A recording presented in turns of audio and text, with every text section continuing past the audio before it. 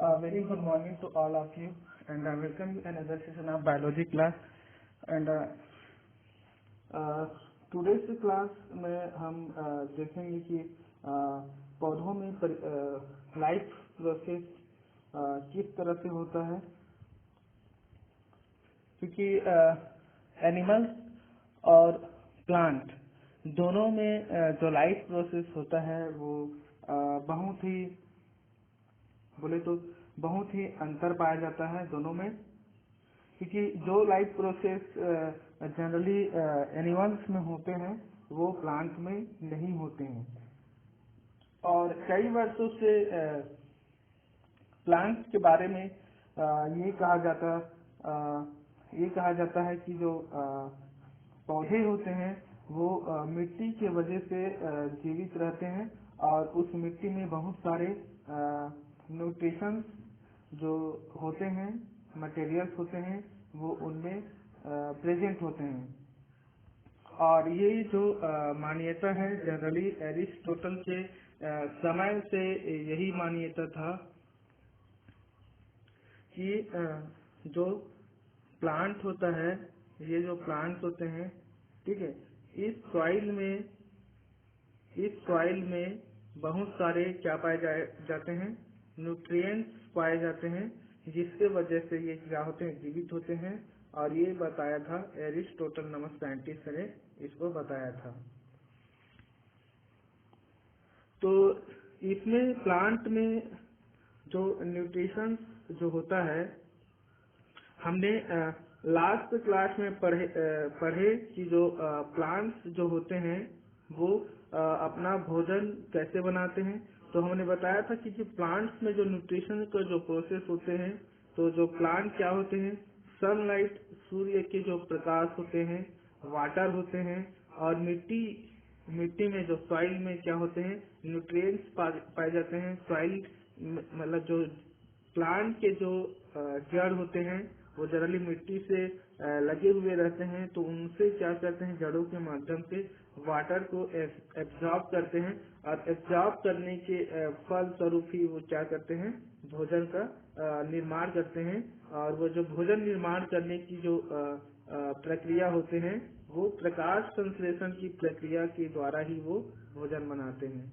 ठीक है, तो आप यहाँ पर डायग्राम में देख सकते हैं, यहाँ पर मैंने डायग्राम दिया है कि जो प्लांट जो होता है वो क्या करते हैं, use sunlight, water and the nutrients in the soil to make their own food.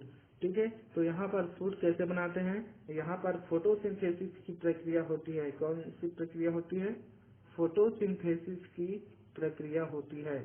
और इस फोटोसिंथेसिस की प्रक्रिया के द्वारा ही यहाँ पर देखिए CO2 और ये वाटर जड़ों के माध्यम से, ये एटमॉस्फेयर से, और यहाँ पर लाइट होता है, सनलाइट होता है, और यहाँ पर कुछ एंजाइम्स पार्टिसिपेट करते हैं, बोल सकते हैं क्लोरोफिल, बोल सकते हैं यहाँ पर क्लोरोफिल पिगमेंट्स पाए जाते हैं। तो यहाँ पर ग्लूकोज, 1 ग्लूकोज प्लांट बायोमास बनाते हैं, और यहाँ पर 6 मॉलिक्यूल्स ऑफ ऑक्सीजन, और यहाँ पर 6 मॉलिक्यूल ऑफ वाटर। और इस तरह से इनमें क्या करते हैं, फोटोसिंथेसिस की प्रक्रिया के द्वारा ही ये अपना भोजन प्राप्त करते हैं।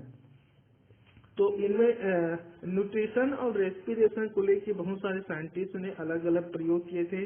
बात करें हम 17वीं सेंचुरी और 18वीं सेंचुरी के आसपास बहुत सारे साइंटिस्ट हुए थे, जिन्होंने ये बताया कि जो प्लांट्स में जो न्यूट्रिशन होते हैं वो जनरली उसमें मिट्टी जो सॉइल होता है, सॉइल और जो वाटर होते हैं वो इनमें बहुत ही मुख्य पार्टिसिपेट करते हैं। तो इनके लिए एक प्रैक्टिकल जनरली किया था 1642 के आसपास।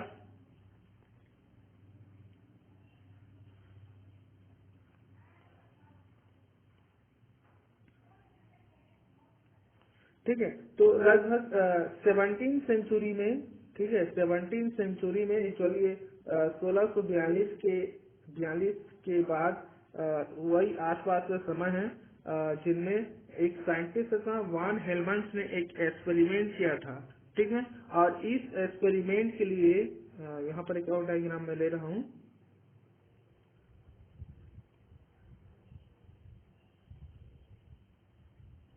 ठीक है। तो वान हेलमेंट ने यहाँ पर एक प्रैक्टिकल शुरू किया था और उस प्रैक्टिकल में इन्होंने क्या किया था, एक 2 किलो का एक एक पौधे लिया था। ये है एक प्लांट्स है, ये 2 kg का ये प्लांट है, ठीक है, वीलो का पौधा, ठीक है, वीलो का एक 2 kg का एक प्लांट लिया था और उन्होंने अपना प्रैक्टिकल शुरू किया। और इसके लिए इन्होंने ये जो गमला है, इस गमले में, ठीक है, गमले में लगा दिया था। और गमले में मालूम है कि उन्होंने मिट्टी यूज, यहाँ पर देखिए सॉइल का यूज किया गया है, मिट्टी, ठीक है, सॉइल का यूज किया गया है, ठीक है। तो सॉइल का यूज किया और उसके बाद उन्होंने वहां पर लगा दिया और साथ में यहाँ पर H2O वाटर यहाँ पर इरिगेट कर दिया यहाँ पर, ठीक है, वाटरिंग, ठीक है। और यहाँ पर अपना प्रैक्टिकल स्टार्ट कर दिया। तो तो इस आर्टिस्ट ने क्या किया, इन्होंने गमले के जो पौधे जो एक्चुअली था, इन्होंने अच्छी तरह से इन्होंने कवर कर दिया था। आप देख सकते हैं यहाँ पर इन्होंने क्या कर दिया है, कवर कर दिया है। और कवर करने के बाद उनमें उन्होंने नियमित रूप से रेगुलरली यहाँ पर वाटरिंग करता है, ठीक है, रेगुलर उन्होंने वाटरिंग किया।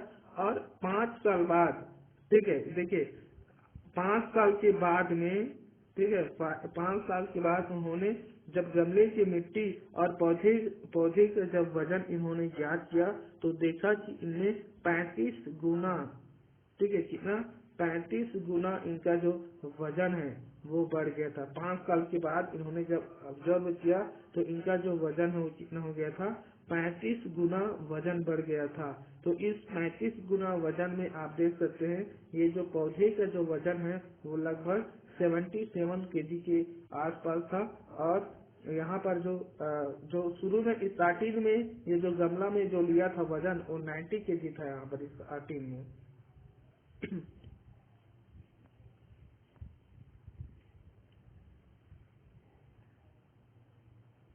तो इस तरह से इन्होंने निष्कर्ष निकाला।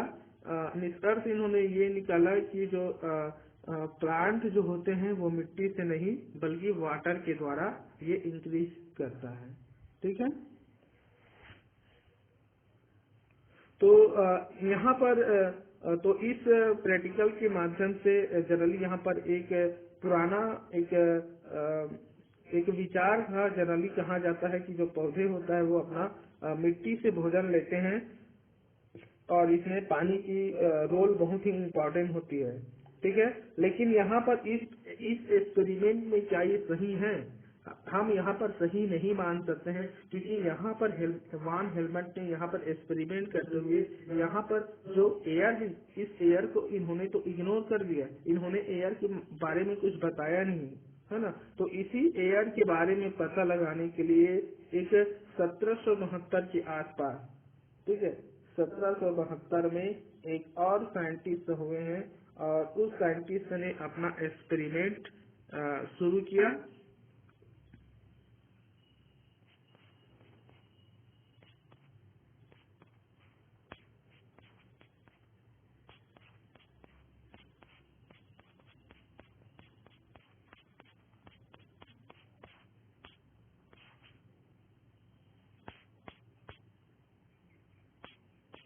एक मिनट,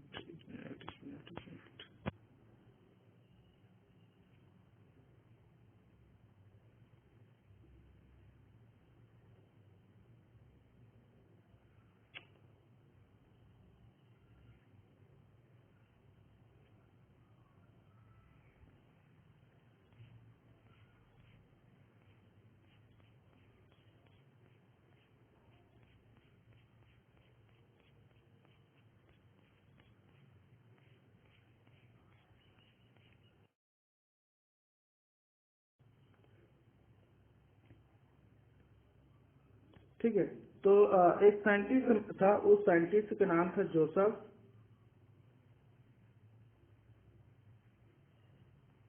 जोसेफ प्रिस्टेले ने, ठीक है, जोसेफ प्रिस्टेले ने लगभग 1772-74 के आसपास समय था, इन्होंने एक एक्सपेरिमेंट अपना प्रयोग किया। और इस प्रयोग में इन्होंने यहाँ पर जार, ये क्या है, जार है, जार कहा जाता है इसको। इस 4 जॉल के रूप में यहाँ पर एब्जॉर्ब किया। पहले वाले में देखिए कि इनमें जलती हुई जो कैंडल है, ठीक है, जलती हुई जो कैंडल है, इस कैंडल के अंदर में, मतलब जार के अंदर में जलती हुई कैंडल के साथ में एक माउस लिया है। और सेकंड परिस्थिति में क्या हुआ, कुछ समय के बाद ये क्या हुआ, ये जो जलती हुई मोमबत्ती जब बुझ गई तो यहाँ पर जो चूहा होता है वो डाई हो गया। ठीक है, यहाँ पर लाइव है और यहाँ पर वो डाई हो गया। कुछ समय के बाद उन्होंने जलती हुई मोमबत्ती के साथ में यहाँ पर क्या कर दिए, एक प्लांट लगा दिया, वो जीवित है। ठीक है, कुछ समय के बाद फिर भी अवलोकन किया, फिर भी देखा कि ये जीवित है। ठीक है, तो एक्चुअली यहाँ पर पहला जो परिस्थिति है उनमें जब मोमबत्ती जब वहाँ पर आग बुझ गई तो चूहा मर गया। ठीक है, लेकिन बा वाले जो कंडीशन है, ठीक है, ये जो डी वाली कंडीशन है, और यदि डी वाले कंडीशन में देखा जाए तो इस दोनों ही सिचुएशन में लगभग जो चूहा होता है वो वहाँ पर क्या होता है,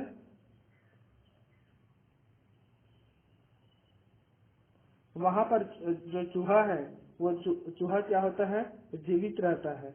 लेकिन कुछ समय के बाद इन्होंने प्रिस्टले ने जो निष्कर्ष निकाला कि प्रिस्टले ने एक निष्कर्ष निकाला।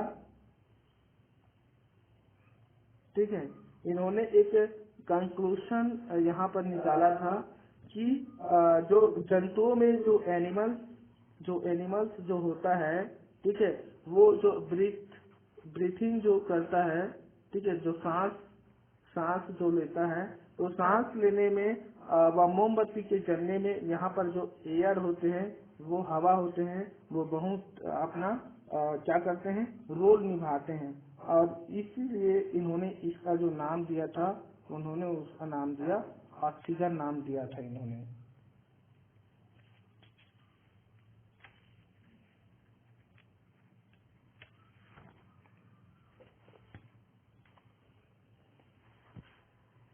कुछ समय के बाद इन्होंने देखा कि जो एक्चुअली जो प्लांट जो होते हैं, ठीक है, बहुत सारे प्लांट पाए जाते हैं, पौधे होते हैं, वो एयर में, हवा में ऑक्सीजन कभी खत्म नहीं होते हैं। यहाँ पर बहुत सारे प्रश्न यहाँ पर ये बनता है।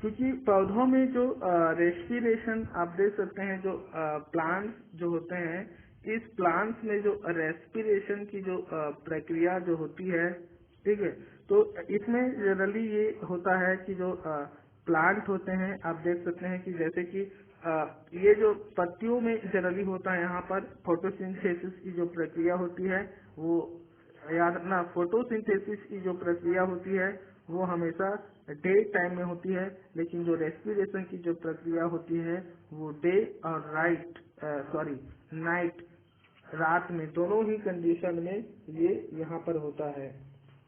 ठीक है, तो जैसे हमने यहाँ पर शुरू में ही बताया कि जो फोटोसिंथेसिस की प्रक्रिया में क्या होता है, यहाँ पर कार्बन डाइऑक्साइड जो होता है वाटर के साथ यहाँ पर, ठीक है, वाटर के साथ यहाँ पर क्रिया करके यहाँ पर क्या बना लेते हैं, ये ग्लूकोज का निर्माण कर लेते हैं। ठीक है, और साथ में यहाँ पर 686 किलो कैलोरी यहाँ पर एनर्जी, ये है फोटोसिंथेसिस की प्रक्रिया, ये है। ठीक है, तो यहाँ पर मालूम हुई कि जो सेल्स में ये जो ग्लूकोज बन रहा है वो ऑक्सीजन के साथ क्रिया करेगा, क्योंकि रेस्पिरेशन की जो प्रोसेस होती है वो किसमें होती है, ऑक्सीजन के द्वारा है। यदि वो रेस्पिरेशन हो रहा है तो एक्चुअली वो बनेगा क्या, जैसे कि हम यहाँ पर देखते हैं कि ये जैसे मान लीजिए ये ग्लूकोज है, ठीक है, और ये इस ऑक्सीजन के साथ मान लीजिए क्रिया करेगा तो यहाँ पर क्या बनेगा? हाँ, क्योंकि यहाँ पर जो श्वसन की जो प्रक्रिया में हम जानते हैं कि जो रेस्पिरेशन की जो प्रोसेस होता है वो ऑक्सीजन की प्रेजेंट में होता है। यही है ना ऑक्सीजन, ये जो भोज्य पदार्थ होते हैं उसको ऑक्सीजन के प्रेजेंट में इसका ब्रेक डाउन होता है। तो जब इसका ब्रेक डाउन होगा तो ये क्या बनाएगा? कार्बन डाइऑक्साइड और साथ में वाटर H2O। इस वाटर का ये क्या करता है? निर्माण करता है। ठीक है, यही होता है रेस्पिरेशन की प्रक्रिया, यही होता है प्लांट्स में अधिकतर। यहाँ पे आप डायग्राम में भी देख सकते हैं। ठीक है, तो ये H2O और CO2 ये ऑक्सीजन के प्रेजेंट में हो रहा है। ठीक है, तो ये कार्बन डाइऑक्साइड रिमूव यहाँ पर देख सकते हैं ये, और ये वाटर। ठीक है, तो बहुत सारे साइंटिस्ट ने एक्चुअली हमने बताया, यहाँ पर मैंने इस आर्टिकल में ही बता दिया कि जो रेस्पिरेशन की जो प्रक्रिया होती है वो ऐसी होती है, डे एंड नाइट में होती है, जबकि फोटोसिंथेसिस की जो प्रक्रिया होती है वो ओनली डे के समय होता है, रात में होती है। ठीक है, तो यहाँ पर सवाल ये बनता है कि जो पौधे होता है वो ऑक्सीजन तो बनाते हैं, लेकिन उनको ऊर्जा कहाँ से आता है? यहाँ पर हमको ऊर्जा के बारे में, लेकिन हमको ये मालूम है कि जो प्लांट होते हैं वो फोटोसिंथेसिस की प्रक्रिया के द्वारा ही प्राप्त करते हैं। ठीक है, तो इसके लिए एक साइंटिस्ट है, ठीक है, जिन्होंने अपना एक एक्सपेरिमेंट यहाँ पर किया।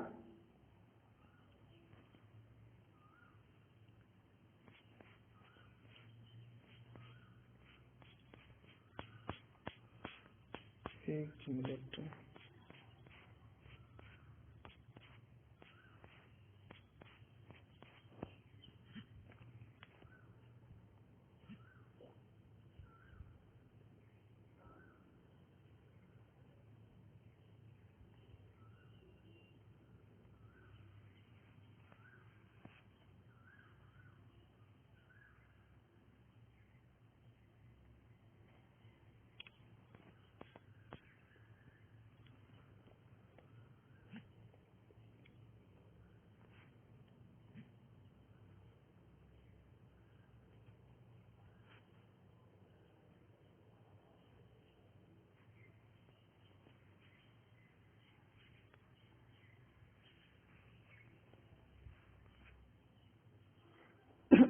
तो यहाँ पर एक साइंटिस्ट ने अपना प्रैक्टिकल यहाँ पर किया इन्होंने।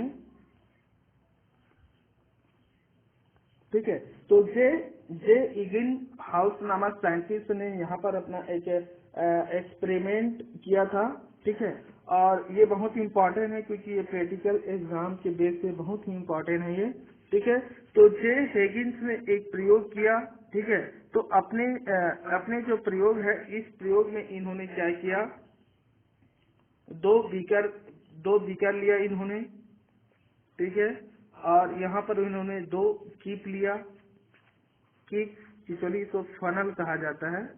ठीक है, मैंने डायग्राम दूसरा वाला डायग्राम लिया एक्चुअली। ठीक है, और यहाँ पर 2 टेस्ट ट्यूब। ठीक है, और साथ में एक हाइड्रीला का एक प्लांट लेते हैं, और एक ब्लैक पेपर लेते हैं, ब्लैक पेपर। ठीक है, और साथ में एक बाल्टी लेते हैं, बाल्टी लिया जाता है यहाँ पर। ठीक है, तो आप इस तरह से यहाँ पर एक डायग्राम है, इस डायग्राम में आप देख सकते हैं कि किस तरह से यहाँ पर इसको सेट करके रखा गया है। और ये एक्सपेरिमेंट जो होता है लगभग 3 से 4 घंटा लगता है इसको पूरा करने में। ठीक है, तो इस परख नली एक्चुअली सनलाइट धूप में रखा जाता है। ठीक है, तो धूप में क्या करते हैं, ये जो परख नली में एक्चुअली यहाँ पर गैस, देखिए यहाँ पर गैस परख नली में यहाँ पर कलेक्ट होता है, और ये जो पूरे उपकरण होता है ये पानी से भरे हुए जो बाल्टी होता है उनमें भी कर सकते हैं, और नहीं भी करेंगे फिर भी वो ऐसा हो जाता है ये। ठीक है, तो हम क्या करते हैं, एक टेस्ट ट्यूब बीकर लेते हैं। बीकर में हमने यहाँ पे पानी भरे।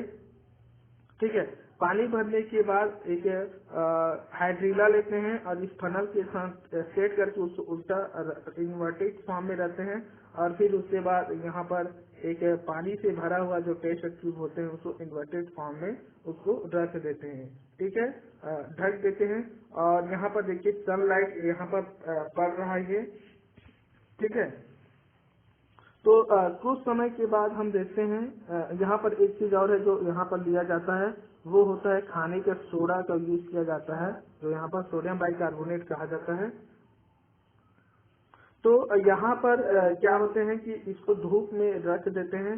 धूप में क्या होता है, एनर्जी प्राप्त होता है, सोलर एनर्जी प्राप्त होते हैं और इसी ऊर्जा का यूज करके जो प्लांट होते हैं वो क्या करते हैं, ऑक्सीजन गैस को रिमूव करते हैं और अपने लिए ग्लूकोज का फॉर्मेशन करते हैं। ठीक है, और इसीलिए इसको एक्चुअली फोटोसिंथेसिस की प्रक्रिया कहा जाता है।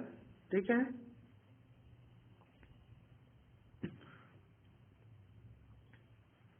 तो यहाँ पर यदि इस प्रैक्टिकल की बात किया जाए तो इस प्रैक्टिकल में जो हमको CO2 ये जो CO2 जो प्राप्त हो रहा है, एक्चुअली हमको ये CO2 कहाँ से प्राप्त होता है, तो हमको मालूम है कि ये क्या है, ये खाने का सोडा है। ठीक है, और इसी खाने के सोडा से ही हमको क्या प्राप्त होते हैं, CO2 प्राप्त होते हैं और इसी CO2 से जो प्लांट होते हैं वो क्या करते हैं, अपने लिए भोजन का फॉर्मेशन करता है।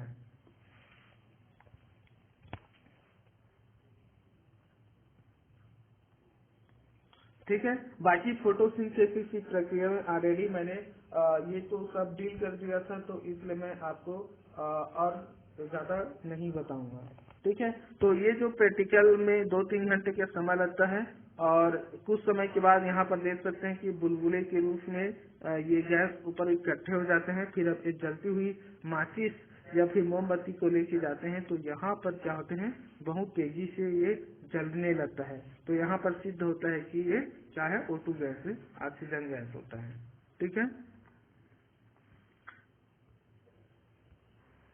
नेक्स्ट जो एक छोटा सा टॉपिक है वो बच गया एक्चुअली, वो जो प्लांट होते हैं उनमें अपशिष्ट पदार्थों जो पदार्थ होते हैं उनका प्रबंधन एक्चुअली ये कैसे करते हैं। तो बहुत सारे प्रक्रिया है जिससे जो पेड़ पौधे होते हैं जनरली अपशिष्ट पदार्थ के रूप में एक लेटेक्स होता है उसका, और साथ में गोंद होते हैं, जानते हैं आप, रेजिन वगैरह होता है।